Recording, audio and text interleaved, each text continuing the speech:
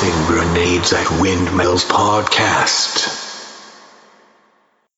Hi there. Welcome to the Tossing Grenades at Windmills podcast. I'm Rhombus Tix, and today we're gonna start a long-term project to eventually read all 7 of the novels that I and TC have written. We're not going to be starting with the chronologically first novel that Tom wrote, but we are going to be starting with the second because Josie Bergen Lawson is probably going to be doing the voice reading for the first, and there are female perspective characters in that one.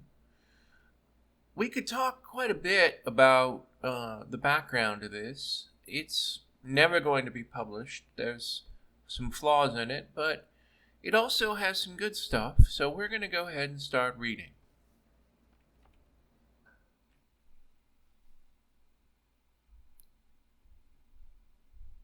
Micronation. Forward. To whom it may concern. I have often been attributed the act of saving the world. Nothing could be further from the truth.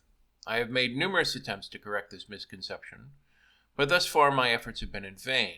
Thus, I feel it is in the interest of posterity and my own sanity to finally tell the true story from as neutral a perspective as possible. In this case, I shall use the collective writings, ravings, and musings of Chester R. Arthurson, the best witness available for these events where possible. And in the closest personal acquaintance of Mr. Arthurson, I am the best person to convey these in a manner I believe he would find appropriate. Most importantly, I think he would trust me to do him justice. As with most accounts, it could have been divided in many ways, but I chose the formation of his character and the subsequent involvement of the events on a larger stage. But the divide between my personal interviewing and note-taking versus Chester's actual writings takes place considerably earlier. Nevertheless, I have made a personal choice to continue the narrative from Chester's perspective, since I feel it is his story in his own words as far as they can be approximated.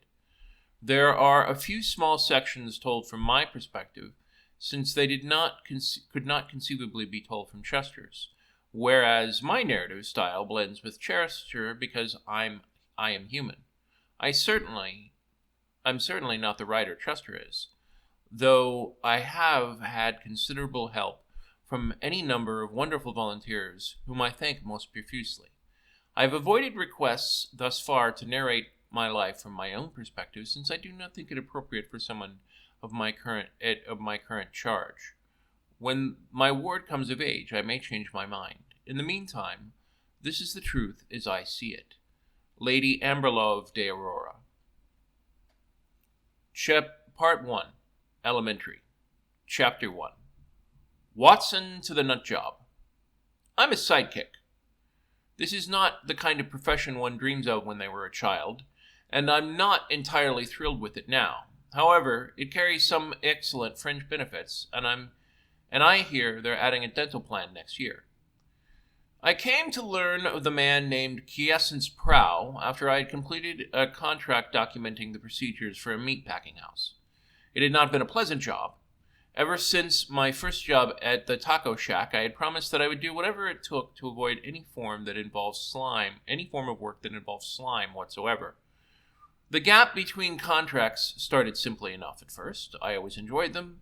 If you could ignore the fact that you had no money, they almost seemed like a vacation.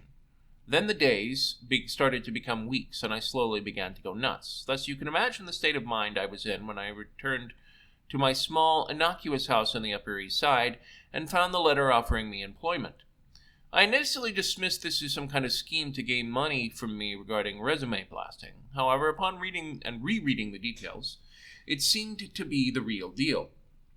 I had never heard of a company called Transparent Cube. Whoever they were, they had to be small. This, by itself, was not a bad thing.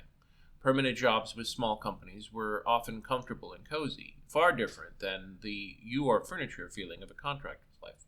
It appealed to me. But I suppose I was suspicious of the fact that the company of such a small size would possess the confidence and resources to hire a person that they had never met. Could it be some old college schoolmate who had looked me up on an internet database? I found that unlikely. While I am genuinely amicable, I do not form long or lasting friendships, and have long since lost any remaining family except a few distant relatives in Nova Scotia. 2 long flights and a rental car later, I found myself standing in front of a large steel door in the desert of California. I found out later that it had been originally designed for a post-apocalyptic movie set, but Quiessence Prow had since bought the place and had it renovated. You could see the large glass dome that focused the intense heat of the desert sun on me. The metal door opened with a hiss as the supercooled air escaped gleefully into the world beyond. An attractive strawberry blonde winked and pulled me inside with surprising strength, leaving my luggage to bake without me while she slammed the door shut with a hiss. "Hi, you must be the new technical writer. I'm glad I found you. I thought Memo 929 on the rescrubbing of dynamic air filters was a masterpiece." She sighed demurely and batted her eyes at me in a fashion that made me most uncomfortable. She was treating me as if I were some kind of rock star. At this point, the reader might believe I have taken dramatic license on the facts of the story. This is both true and false. The specific actions took place. The motives to which I assign behind them are potentially subjective, but then again, I was there. You were not. She did say she actually admired my work. She said, "It wasn't easy finding someone he could work with. He's a great man." We walked into a room in which every square surface of wall was covered with books. The room itself was part of a hollowed-out section of canyon. It was like someone had dragged the library from a few community colleges and put them inside an indoor football field. The astroturf was mixed with plants and flowers, an immaculate garden. A hedge maze almost obscured all kinds of mini-rooms within the huge structure. Carved large oak and ash ladders lined each of the structures of the 100-foot-high ceiling. As she led me further inside, I could see at least a dozen labs, mostly chemical, but a few that had unusual electronic equipment as well.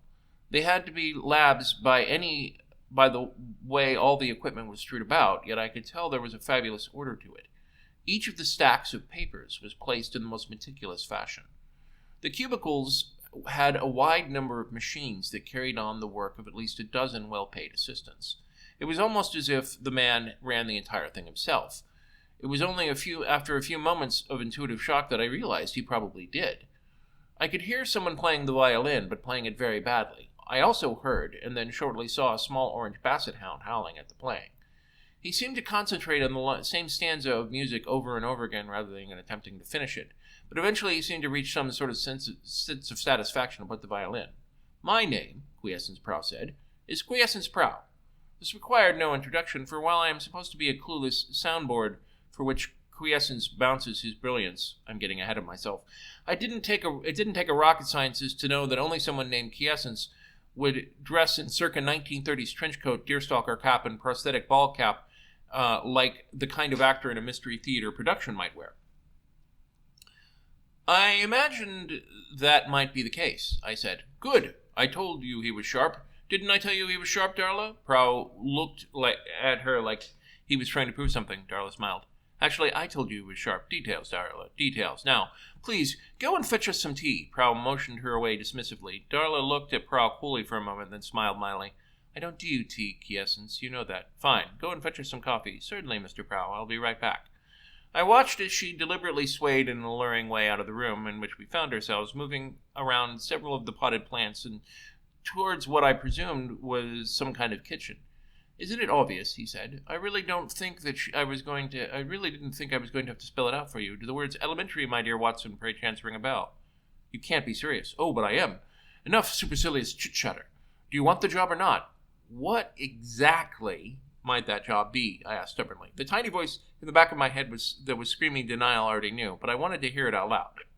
"I want to live the life of Sherlock Holmes. I want to be him, you understand. But to do that, I need a sidekick. I need someone who is going to provide me with the inspiration and ideas that will fuel my brilliance and document it for the world to see." Quiessence nibbled his toast. "So you want me to write down what you do?" I found this moderately interesting. "And put it in fictional form. That is correct." He sipped his coffee. Given the pay rate, I said with some amusement of the situation, I accept. I still do not know entirely why I did this. Excellent. We shall proceed immediately. There's an assignment in the north of Alaska, Point Sorrow. Apparently, Darla's initial attempts at marketing have borne fruit. Someone has asked us to look into an experimental station that was ruined by the death of a distinguished physicist. He died before he could better explain what exactly it was he was up to. So you've been hired to figure it out? I asked. Elementary, my dear Watson. You have the right to it. My name is not Watson. Psst, psst, psst, psst. I know we are... I think we all know what your name is, after all. I did have Darla run an extensive background check on you. Think of it more as an honorific, more akin to the title of Caesar in ancient Rome. I am Holmes, and you are my squire, my right-hand man, my Watson. Great, I said sardonically. When do we start? Right now, he said. And so we did. Scene. We flew on his private plane, which Darla piloted, north. The entire trip took 5 hours. It wasn't until we landed that I realized I hadn't brought any clothing for the trip. Not to worry, Watson.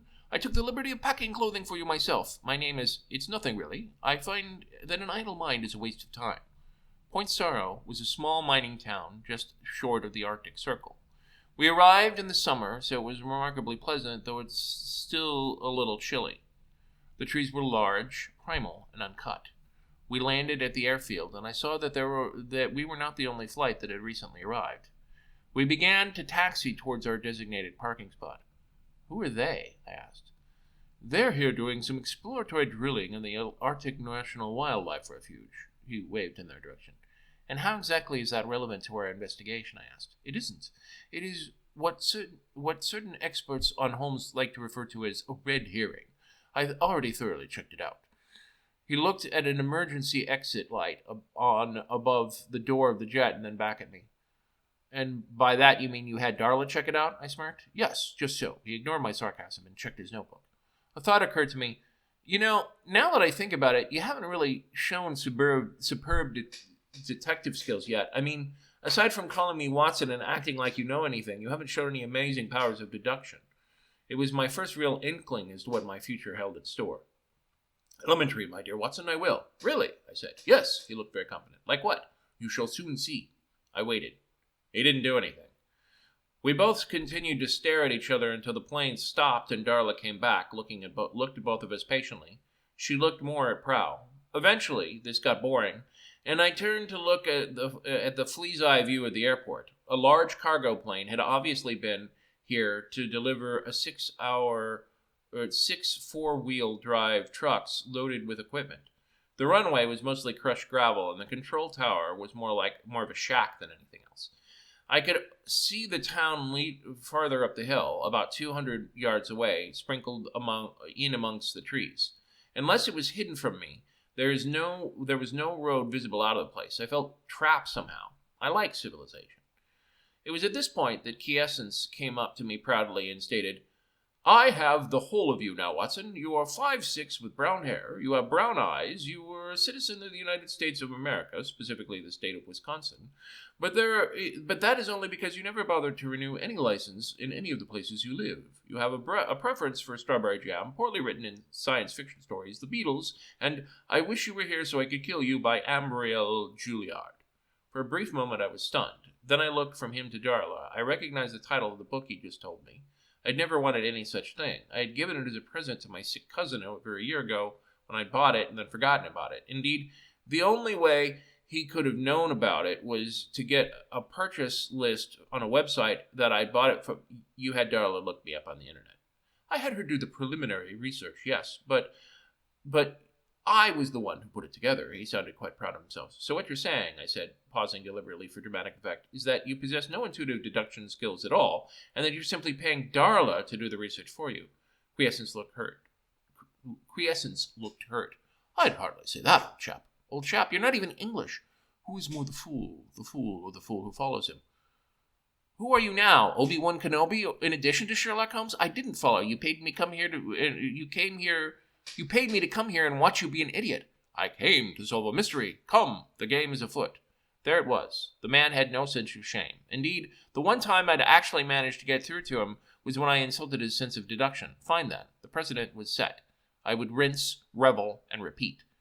We drove into town. Rather, we raced into town. Darla had apparently found out that the town had no local speed limit, thus she drove well over 115 miles an hour. The town was a rustic blur in which we somehow did not plaster any hapless inhabitants or bystanders on the windshield of the straining Land Rover. We managed to stop in front of a modern-looking house with solar panels and a sort of Art Deco design mixed with postmodern 60s look. It was all curves and pastels. It made it impossible for me to fix my eye on any one spot. We had gone from one kind of blur to another. We walked up the winding stairs on the sharp hill, the smell of pine in my nostrils, and Quiessence put the key in the lock and turned. The house had obviously been left largely intact. There was no large human-shaped structure etched in tape on the floor, and I looked at my employer. "You said he died. Was this a murder scene?" "No.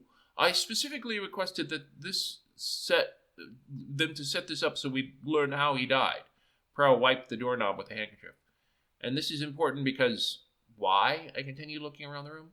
He said, "Every clue in a mystery is a vital one. Overlook nothing." I noticed in great detail how he made a major show of looking at the carpet, the furniture, and the books of the house. It was hard to see how any of this had any relevance to what we were doing. But I gave him the benefit of the doubt. Rather, I gave Darla the benefit of the doubt, since she was clearly the one who had the brains of the duo. Eventually, we managed to get to the lab. I was technically adept enough to know a wide range of equipment, but I must admit that it wasn't what I expected it to be. I had been expecting a large proliferation of glass beakers, but instead there were only reams of paper and 3 very large mechanical structures in the room hooked up to about a dozen well-salvaged antique personal computers. The first corner held what I presumed to be some kind of accelerator, primarily because the words Dynamus Accelerators was on the right-hand side. The second was a cylindrical device that seemed frightening. What impressed me the most was the third unit, obviously some kind of ring, yet it was made of something that looked like fiber optic cables. The intricate work with which it had been meshed together was not done with the seamless practicality of corporate technology. Whatever it was a lab of a specialist and someone who wanted to run experiments on their own. There were no food containers anywhere. There were no papers strewn about. "This room has been cleaned," I said fully. "That's true," Quiessence said, though I admit Darla had already informed me of that fact. Darla said, "Well, we are here to learn how this machine worked instead of trying to determine who killed him. After all, I doubt that he had some special method of putting his papers down on the table or some such thing. Though if the doctor is making notes, I'm rather surprised he never actually mentioned what it was he was doing in them." "He took very detailed notes," Quiessence said as he shrugged his shoulders, "but he never actually put them together in any kind of coherent whole. Notes indicate that he was experimenting with something involving quantum particles, but they did not specifically say what." "Well, how do you know that since they disrupted the scene? What if there was some kind of notebook or something?" "Elementary, my dear Watson. 2 reasons. First, because if the people who hired us had not wanted us to know what the machine did, they would have just burned the house. Second, because the very people who found the body summoned us here. It seems that the good professor, Zixby, had no next of kin. As such, the town lawyer assures us that whatever this device is, they own it. They're willing to offer us a 10% stake if we can figure out what it is." "Sounds reasonable, and by reasonable I mean it sounds like you'll make a lot of money then. Maybe." "You have the right of it, but you too, my dear Watson, for you are entitled to 10% of my discovery fees, as is Darla." 10% of 10% is 1%, Darla added helpfully. "Actually, when you factor in the cost I subtract for overhead of the business, I only retain," he smirked, 7%, which means that each of you gets 0.7%. I groaned. I concentrated on the papers before me. There were a lot of numerical formulas, and indeed, quite frankly, the mathematics involved was far beyond my ability to comprehend. I think I recognized one of them as something that looked like a differential equation, but the rest of it was odd. Prow looked quite happy, and he took it to like a Scottish duck to money. Apparently, he could do something after all. "So what is it?" I asked. Prow continued to walk among the wires and stacks of paper, and finally said, "I believe it is a time machine." "Okay then, that's special. I have no trouble taking a steady paycheck from the mad." Darla smiled and chimed in. Adding a bit of drool would help." Yes, it would," I smiled at her. She smiled back. Prow seemed actually annoyed at this. Indeed, it seemed that it would be the first time I'd actually gotten through his pectoral tendency to remain forever self-confident and resilient. Good. No, it is a time machine because of the combination of data. Here, he pointed to the sheaf of papers, are datum tracking several quantum particles. However, they are clearly descending in a reversing order. Their stacks over here contain numerous archaeological data, which suggests that this is a laundry list of items he intends to steal through time. And how exactly does he intend to go back in time? Well, he paused thinking a moment. Most likely he creates a wormhole through this loop here. He said he pointed to an unusual-looking metal circle on the table, and then pulls the item in question through it. Darla said in a mock documentary voice, a wormhole is currently believed to bridge two overlapping sections of space that fourth-dimensionally transcend space-time. Unless he invented time travel, anti-gravity, and wormhole technology all in one blow, I find that theory unlikely.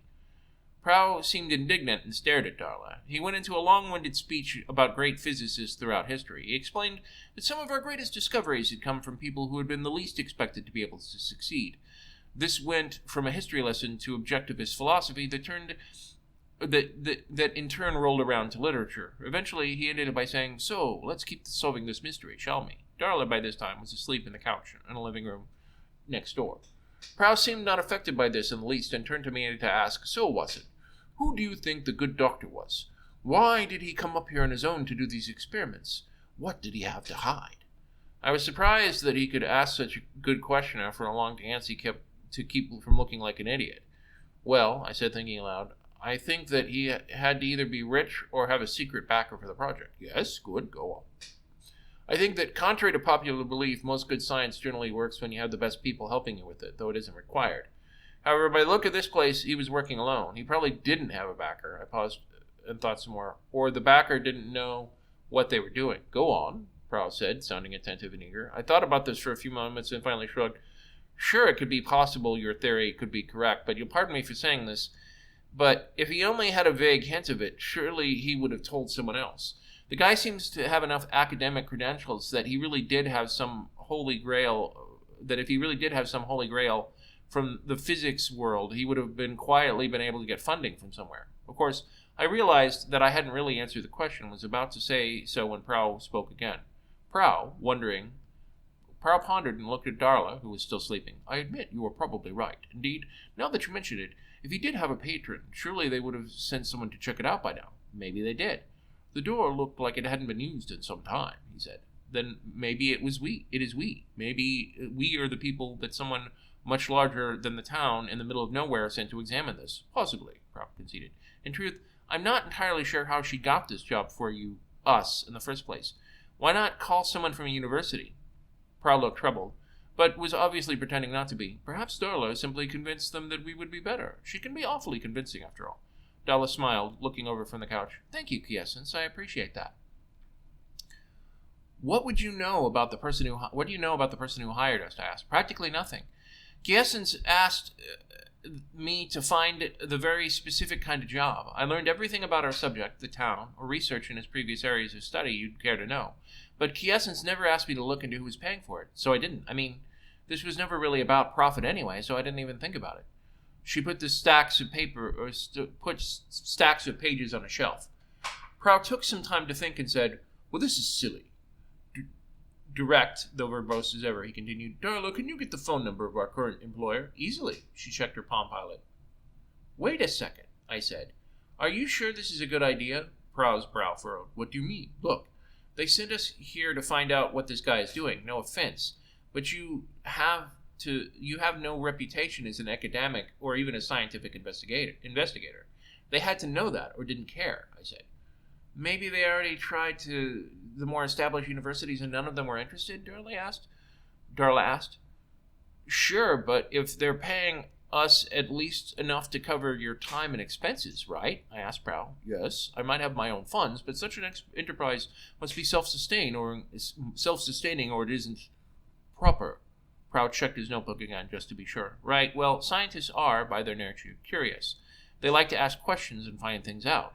It's true that there are some exceptions, but our investigatee had sufficient credentials that they should have been able to find something. I had my hand under my chin thoughtfully. Prow thought a great deal about this and said, Yes, I believe you are right. I believe I may have a proposal that might fit your theory and the points you raised. And what might that be? I asked. Prow snapped his fingers.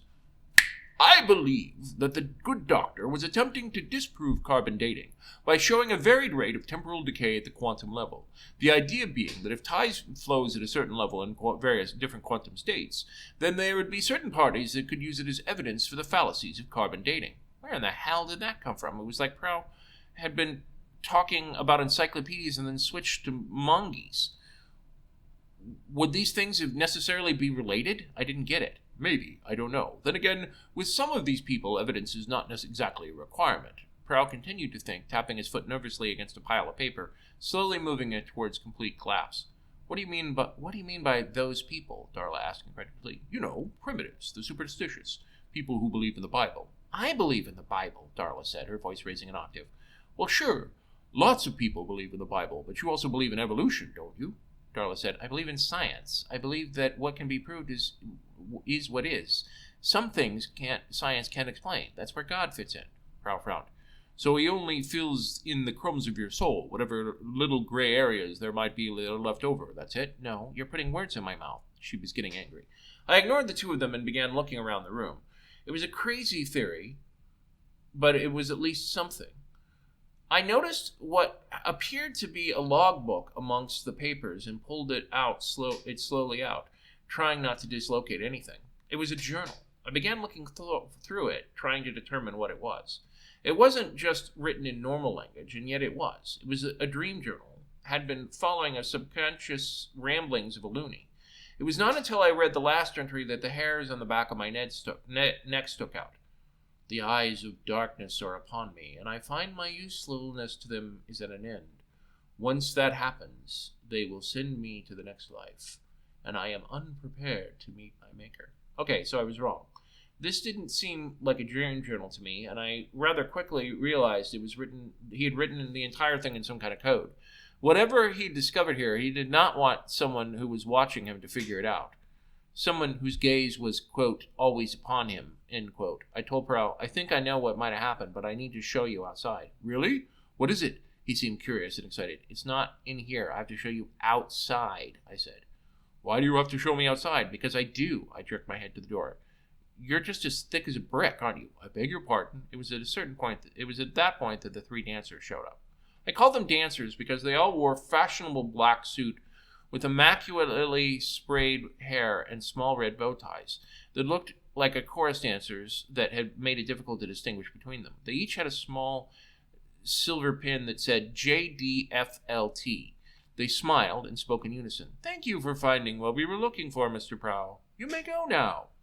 None of us had really heard them walk into the room. Prow smiled. Really? That's marvelous. What precisely did I find? The book contains all of Professor Zixby knew about the device was constructing for us. We are appreciative. Really? Well then, mystery solved. Come on, Watson. Darla shrugged, smiled at me, and began to walk outside. I was incredulous. What? The three of them said nothing. Darla and Prow were gone.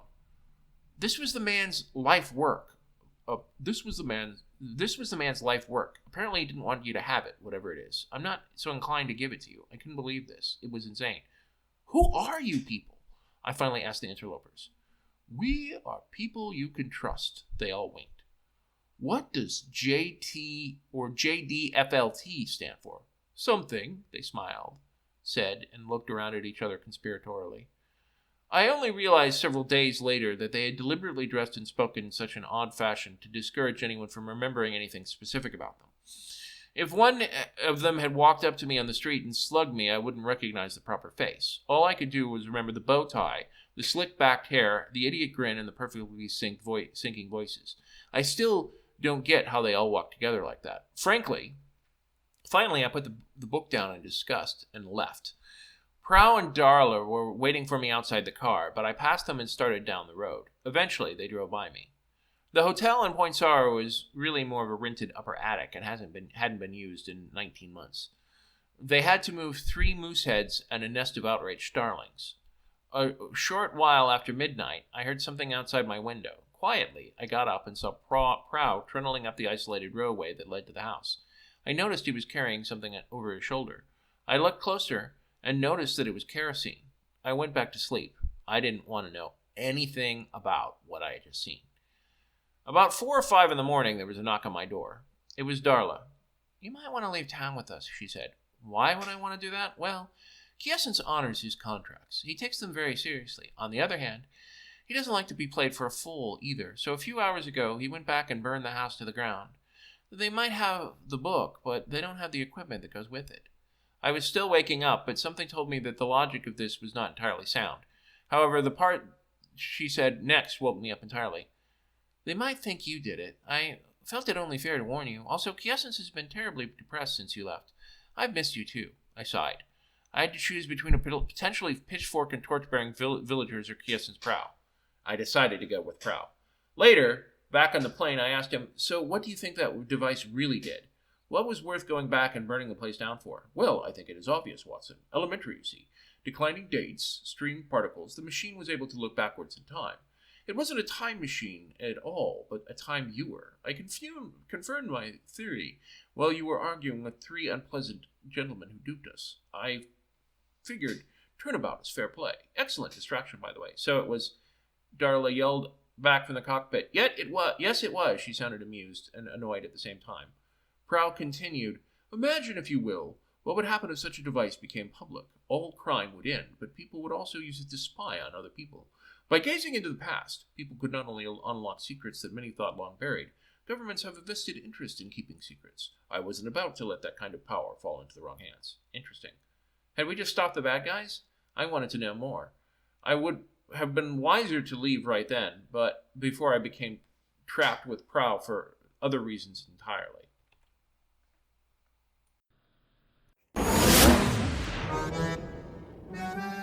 This has been the Tossing Grenades at Windmills podcast. Buy my book, Have Name Will Travel, at Amazon and other markets. RedAnvilCreative.com contains all our podcasts. Copyright 2022!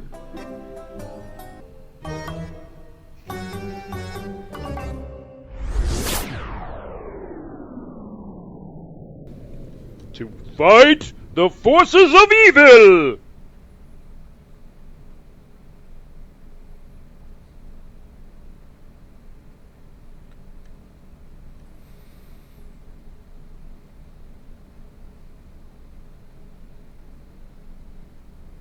Welcome to the hidden class at the end of these chapters. I thought it would be neat, given the detective theme of these things, to put my editorial comments for each chapter after the actual chapter. Plus, let's be honest, it's not like you're going to want to take writing notes from somebody that wrote something this awful. So let's start with letter grade, which I'm starting to realize for these short stories in Swamp Castle, and for each of these chapters, I think I will give it a grade. I'm going to give this one a D.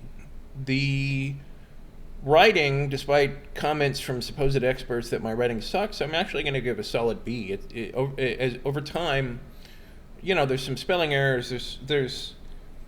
It needs polish, but this is actually edited many times, and you can see it. And my writing in raw form is eye-bleeding, mind-numbing, but properly edited, pretty good, actually. The problem comes from areas that are not usually my problem. Specifically, as you probably no doubt heard, it starts out strong. I give it an 8 out of 10 compared to just any random thing I've ever read. Not my strongest start, but a strong start. The problem is it comes about mid-chapter, where, you know, I put together this interesting question, and I do still stand by that the idea of the novel is a good one, where what happens if a crazy person decided he wanted to be Sherlock Holmes and hired his own sidekick, but was terrible at it, but still managed to Mr. Magoo his way out of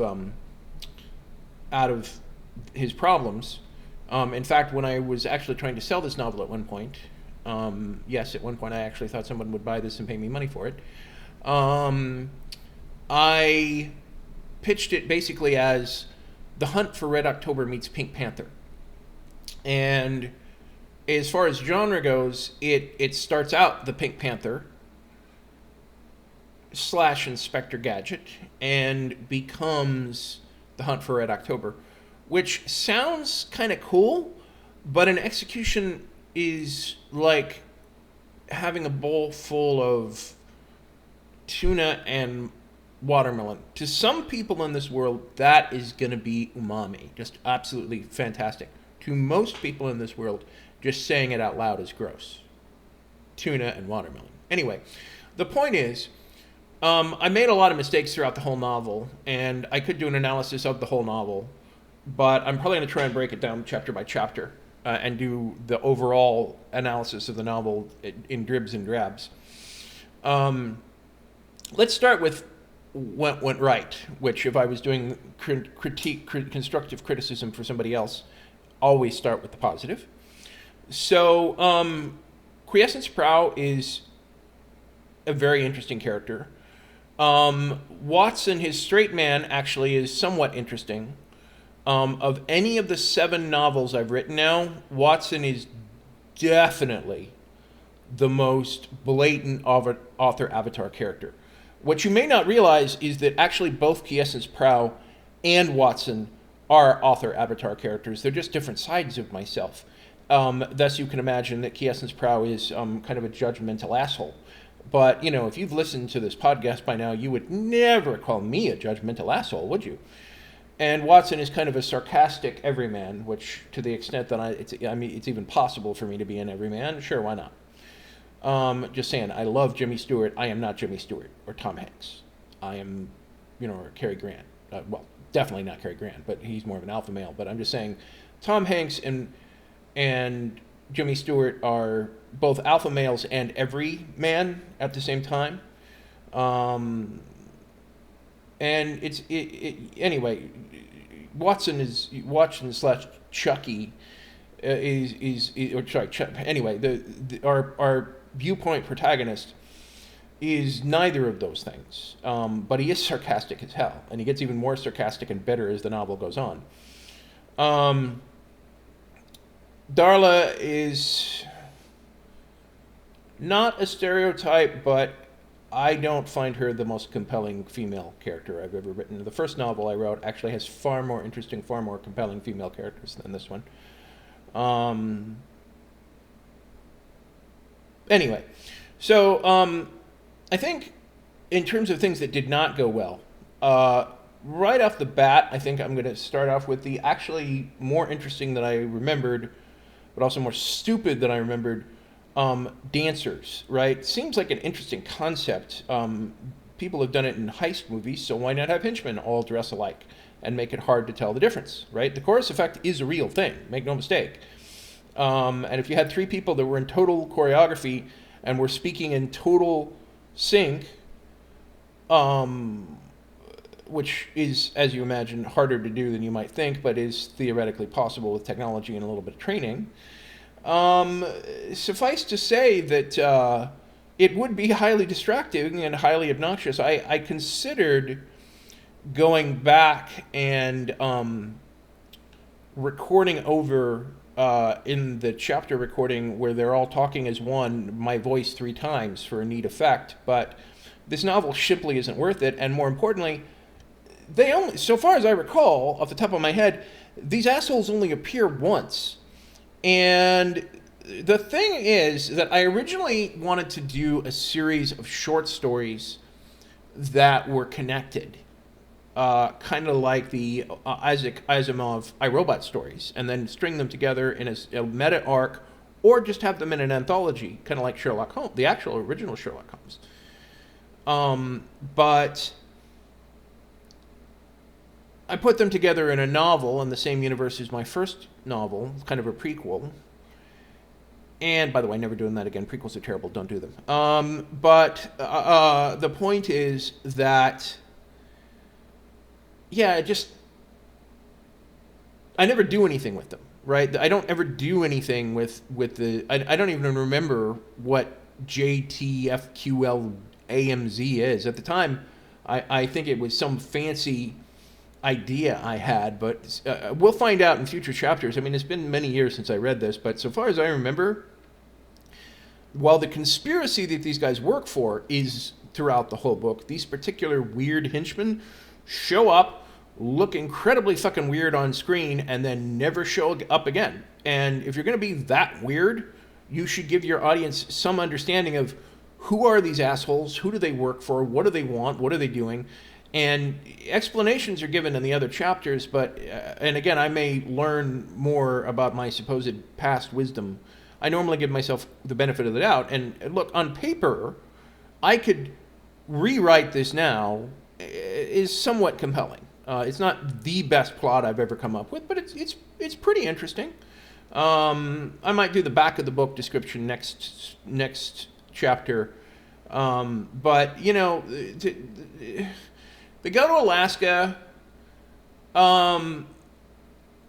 partly because for some bizarre reason early in my career, I hated writing about crowds. Like, I didn't want to write about crowds of people because even though I like crowds, somehow in my mind, crowds required lots of description of all the people in them, right? And I like describing setting, but, you know, tons and tons of each individual people. You know, there's a part of me that might try and imagine every person in that crowd, or at least at that time. And, you know, now I just write about a crowd. Oh, there's a lot of people around. And they're not important. They have no meaning to the story, and that's totally fine. Anyway, I think that's enough comment on this. I'll give some generic tips on writing in future chapters, sources you can do, things you should do in marketing. Anyway, have fun.